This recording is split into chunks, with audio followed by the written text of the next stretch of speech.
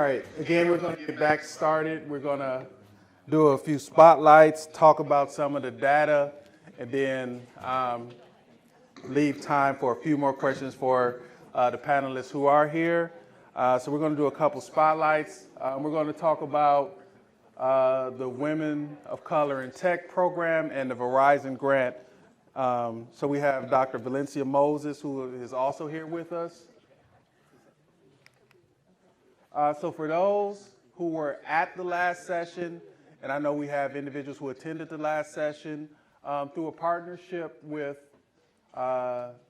Google and JP Morgan Chase, the Regional Chamber is hosting the Women of Color in Technology, to where women in the area can get certifications in different courses, IT support, data analytics, cybersecurity, digital marketing, e-commerce, project management, and UX design.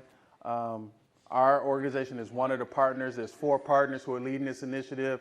So if you are interested in registering for the course, this is a free Coursera course. You can see the QR code, and that'll take you to the interest form. So if you are interested, like I said, we had a few people who did attend our last session who went ahead and are now enrolled in that program. And the goal is to just help women of color in the region get skills, digital certifications.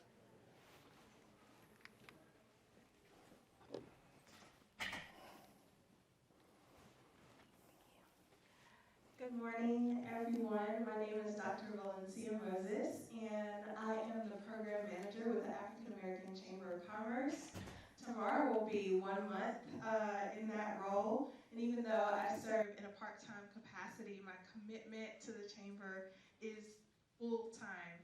And one of the things that we're celebrating, the great things that are happening through the African American Chamber of Commerce, is the Verizon grant that we have received. The Digital Horizons Bridging Communities program is an opportunity for us to power up awareness and the knowledge through access for underserved communities through customized workshops delivered virtually, in person, and hybrid. So you are welcome to kind of keep yourself in the know by checking out our website and other socials. Some things that are going to be publicized in the near future. We're going to do a women's conference called Focus and Flourishing on Friday, March 15th. We are about to launch some programs in connection to the funding available through Verizon that include Tech Connect, Marketing Know-How, and Social Media Matters. So again, you can keep track of what we're doing, and some of these things are going to start soon. And we are so glad to be able to partner with this program today, and looking forward to the insights that follow. So thank you. Thank you.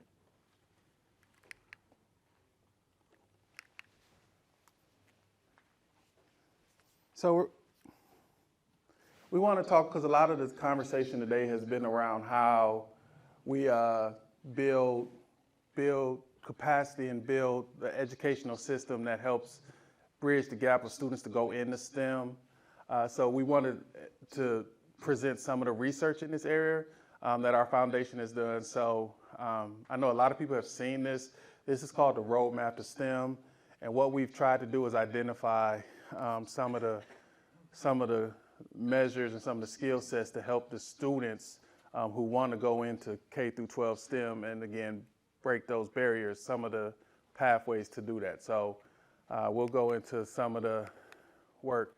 So the question we had was, how do students from urban public schools, and I know all the panelists talked about it, and I know Jesse specifically talked about how students can get into engineering programs or STEM programs. And so the question is, do these students have access to engineering and other STEM programs? So some of the research that we found, and I know we don't want to spend a lot of time talking too much about research, but a lot of the research is around the importance of learning algebra by the 8th grade, the importance of bridge programs. For those who are not familiar with bridge programs, those are programs that occur before your freshman year. So students who are graduating have been admitted to a college generally take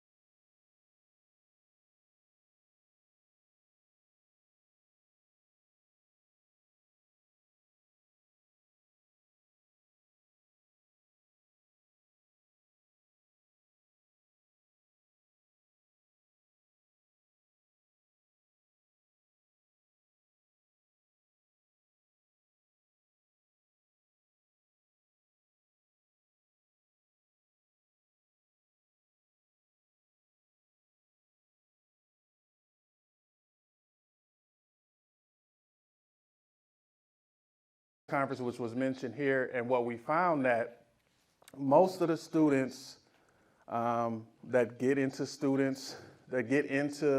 engineering and STEM programs attended a private, suburban, or magnet school, or if they came from a public schools were on a magnet track.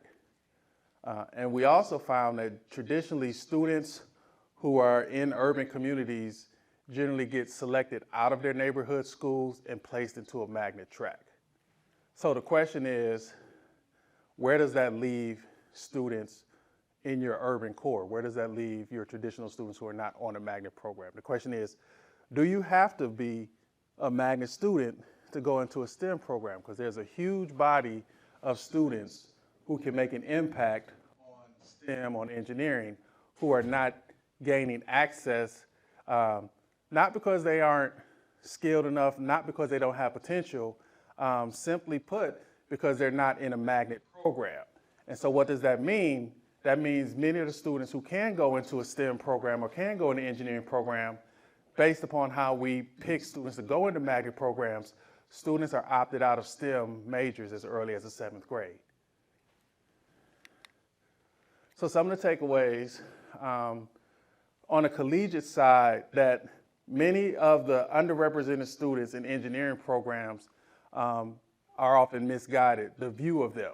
So a lot of times if we see a black engineering student, we want to classify them as a student who came from a single parent home. We put a lot of stereotypes around them. They're a single parent home, they're broke. And so how we identify and how a lot of times in college, how that student is supported looks different than what they need. So in many cases, as we're seeing, a lot of the students that are in the STEM programs come from second-generation families, suburban areas, or come from magnet programs. So how do we manage that? And so one of the takeaways was that we found that outreach programs are not reaching a wide enough audience. And so students are not being exposed to, as Osina said, they aren't being exposed to robotics. Many of the students, and I work with Whitney in first-year calc classes, many of the students have never seen calculus. In some schools, you have to take calculus to get into the program. Or if it's not a requirement for admission, most of the students who are in Calc 1 have seen it in high school. So in many ways, from an advocacy standpoint, it doesn't necessarily make sense that a requirement to get into college to take calculus is that you have to take calculus in high school.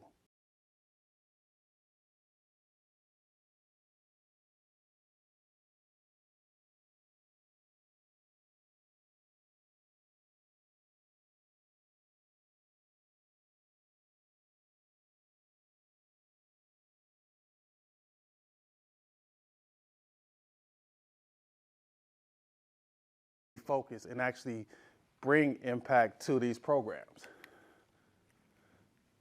So we know we're going to collect more surveys, and the question is, the key from here is what is the pathway when we're looking at programming? What is the pathway for non-magnet students to matriculate into STEM programs?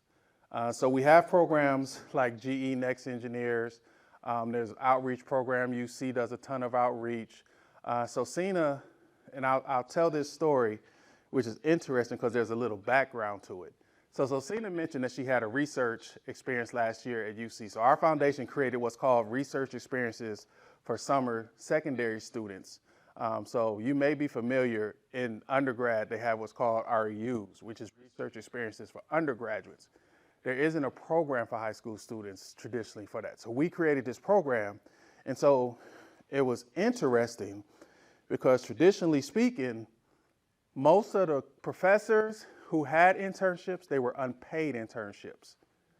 And so a lot of times we don't recognize what kind of privilege that is for a student to be able to say, I'm going to go work in this lab and not make any money. And in many cases, there's a level of nepotism, if not children, you get into a lab in the summer because your neighbor is a faculty member at UC. So we know in many communities don't have a neighbor who's a faculty at UC who can give those experiences to those students, paid or unpaid. And so we created an opportunity for students to get paid to work in a lab. And so we had 2 students last year, so Sina was one, and we had another student named Caleb, and there were 2 labs. They worked in the AR/VR lab, and they worked in the drone lab. And so this year we're going to continue that experience, and we're hoping to increase to 5 to 10 students, because students from CPS and other neighboring schools, students of color don't get those experiences because they don't often have the proximity. Or if you're asking me for 8 to 10 weeks during the summer, I'm not going to do anything for free. I'm going to work at Chipotle and make $12 an hour. So we mirrored the best of both worlds. We gave these students this opportunity to get this research experience, and we paid them a competitive salary, which is, again, is something that was unique, and we're trying to manage. But again, there's always a little bit of pushback because that's, quote unquote, not how the system traditionally works. And so there are some other traditional, some other questions, not necessarily we have to dig into, but how do we identify the needs of a second generation student versus a first generation student? And again, are there pathways for non-traditional students to go into engineering programs? So one of the things that we're doing starting next year, we were focusing on a lot of after-school programs. But then we recognize there's students in elementary schools that don't do any level of coding. And so when you look at the research and the data, you know, there are schools that have coding. Every student takes a coding for an hour every week. So what we're doing is, while there will be extracurricular activities, we are working with schools to actually push more STEM into their daily curriculum. So making sure where there's music, where there's art during the day, there also can be coding. So a student is getting an hour of coding every week. Because again, when you have extracurricular activities, you may get 15 students, but you have a school of 300 who are falling behind as early as the 3rd grade in that case. So some of the broader impacts, we recognize that there are inequities. So we are championing change to the educational system. Importantly, informal educational programs and non-government organizations are important. Programs like GE Next Engineers, organizations who do STEM programming, it's important to work within those schools because the schools are in need. I'll say CPS because we know CPS is going through a significant budget cut moving into next year, so they're going to need more partners engaged. And we understand, we've been talking about it, the Supreme Court ruling is going to impact the programming that will be offered to students in our community. So that being said, we'll turn it over to Beth, and if there's time, we probably could do a few more questions. Okay. Do we have any questions for the panelists? So if anybody had a question that they did not get answered, we're going to invite our panelists back up for a few minutes if there are any more questions. If not, they nailed. Oh, Jesse. Yeah, but actually my question is really related to the information that you were sharing. Mm-hmm. Why do we think that legislation being passed why do we believe that that's a bad thing? Because UC cannot do a Women of Color program based upon the Ohio legislation. Okay, so if UC can't do it, HBCU can't they? Maybe we sometimes... They can, but understand, in Ohio specifically, the question would be who would do it. Because it wouldn't be, the school would have to come into an area where they're not located. Well, Central State and Wilberforce would have to plan a program. But HBCUs have a role, and they should be doing these programs in the area. But there's also, again, there's a ton of programming. Paula, you can answer this question. How many young ladies came to the Women of Color program last year? Oh, well, you know how many? We had 36. Yeah, so we started with maybe 15 or 20, next year 25, 30, up to 36. 36 women of color and we had 47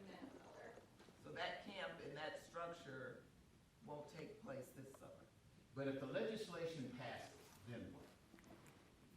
It's illegal to do that program as constructed. They can do a That's exactly camp. right. So what is the strategy then? That's the problem, Mr. Chemical Engineer. I get to, look, I don't work here. I'm on UC's campus. You and I can have a conversation because I'm not trying to get anybody that works at UC sued. There is a lot of strategy going on that UC legal will probably say you should probably not say, especially me because I don't work here. No, I'm not just pointing out UC. But to the point, there is a strategy. Yeah, So but this is where creativity becomes, this is an opportunity for creativity, for innovation. We need the challenge. We Go ahead. need the resistance that unleashes the creativity, that releases the innovation. So I don't see it as we're not going to meet. It may just be a matter of how we choose to. But the outcome's still going to be the same if you're committed to the mission. So we are, I don't want to give away all of my planning. You don't have to tell me Yeah, that. well, yeah, just because, again, I don't want to get sued either. But we are being extremely intentional about our application process. It is not just a pay the money and get the spot, because we know that that is not how the students that need to be here get here. So we are doing very targeted, so basically we've integrated everything, but we are doing very targeted marketing, and we're doing a full application process, and we are making sure that the kids that are getting in are the ones that need to be at the table, Yeah. and not just here because they like engineering, Yeah. because those kids will have other options elsewhere. But I think the change that we'll see is you won't have that cultivated, prescriptive space to have those conversations that research says have typically moved students to say, I see Jesse, I can do it. We had a one-on-one conversation amongst ourselves. Those conversations will take place, but that environment will look different. And we Yes. know that that insulated environment with people that look like yourself, it moves, it heightens interest, it creates a relatability. Sure. So we will do some camps, but we're worried that that seed, that environment, that community will look different for the students who we know need it. And it's frustrating because we will have all of those same elements as a men of color or a woman of color camp, but because it doesn't have that name on it, it's not going to naturally attract those students who want those role models or those, that kind of Right. culture and environment. So we're hoping is that by being extremely intentional, that by word of mouth, which is oftentimes the best The best advertising, way. is how we are going to, contribute or continue along that path. And you can always beat large legislation with a larger culture, with a larger community. Can't take on everybody. Costs too much. And I say that because in Alabama, how do when you know what the culture of Alabama like, and when it thinks about scientists and whatnot, but leveraging that community in a way so innovatively that they asked for it, and giving them the tools to do it the way they wanted to do it, still accomplished the mission that we needed to engage students in job shadowing experiences. We just say we work with the community where they are and give them the tools to do the work we would like to do, but there's resistance. Right. Nobody's going to take that on. Not So- in Alabama. If you're running in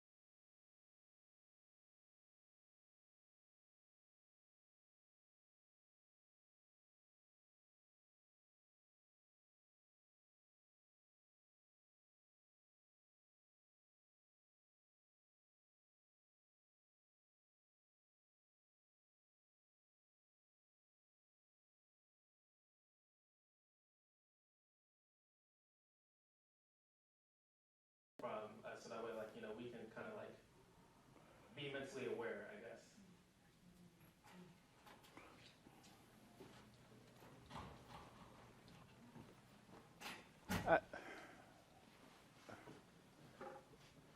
I think that's a good question because you just said something that I've always thought about. Do the students not understand or do they not care?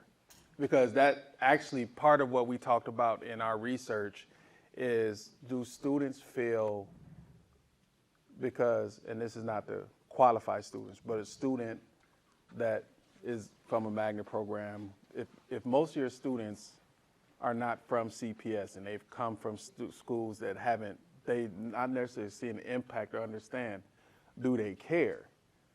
And so that's part of the question. And then the other question is, if they are leaning towards caring, how do we educate them? And I think one thing I've been in NSBE 25 years. I'm in an advisory role. So one of the things about NSBE that I always say NSBE should do a better job, NSBE is a student-led organization.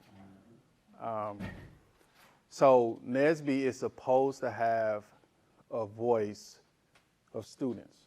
So I think student leaders, and I'm not on campus every day, I don't feel like there's people standing up on campus from a student side saying this impacts us, let us coalesce around it.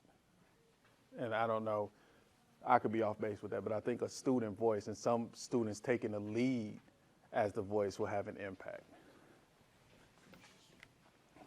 Thank you. I'm going to piggyback off of that and say that as an American culture, there is such an overabundance of information. We are getting bombarded constantly. Emails, like my email inbox, I miss 2 days of work and I have 250 emails. I have to choose what it is I look at. And so I think that is part of it too, is that as a student, you're bombarded with everything. You've got responsibilities, you've got family members that you've got to take care of. If you're a non-traditional student, a lot of times you have kids, and it's hard to pick and choose what you're going to spend your time and energy on. And so those of us that are, that have that ability or that knowledge of things like the state bills that are going on, we need to do a better job of truly meeting people where they are and not where we think they are. I think there's a lot of that, especially in academia.